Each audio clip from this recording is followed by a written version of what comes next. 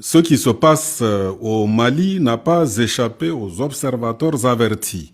Un bon visionnaire et fort de renseignements fiables à sa portée, le président Abdraman Chani, sur nombre de sujets déjà, nous a toujours fortement impressionnés de par sa connaissance approfondie et pointue des questions de géopolitique sous-régionale. À titre illustratif, sur la question de la présence dans le septentrion béninois de forces spéciales françaises, démentie plus d'une fois par Patrice Talon, l'histoire finira par donner raison au président Chani, la France elle-même ayant récemment admis ce qui était devenu une évidence pour nombre d'observateurs indépendants.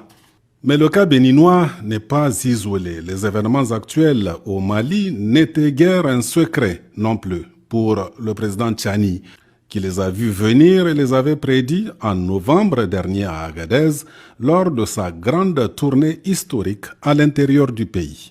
D'abord, ils ont dit dans leur plan qu'ils vont s'attaquer au Mali et une fois ceci réussi, repartir, balkaniser le Mali en 4 émirats qui sont l'émirat du FLA, Front de libération de l'Azawak, donc l'émirat de l'Azawak, qui sont l'émirat du Massina, qui sont l'émirat de Tombouctou, qui sont l'émirat de Serma-Gourma. Serma-Gourma, pas Sarma du Nigeria.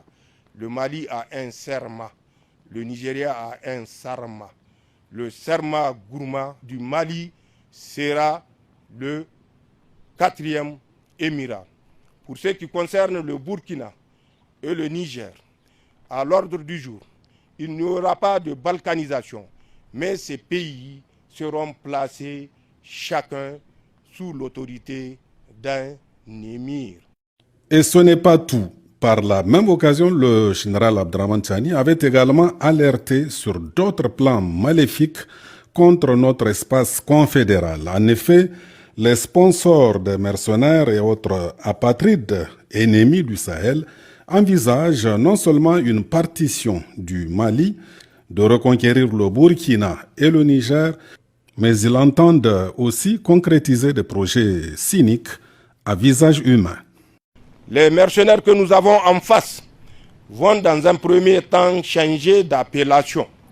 On leur avait demandé d'abandonner le terme de jihad global, d'adoucir leur manière brutale. En quoi faisant? En évitant la décapitation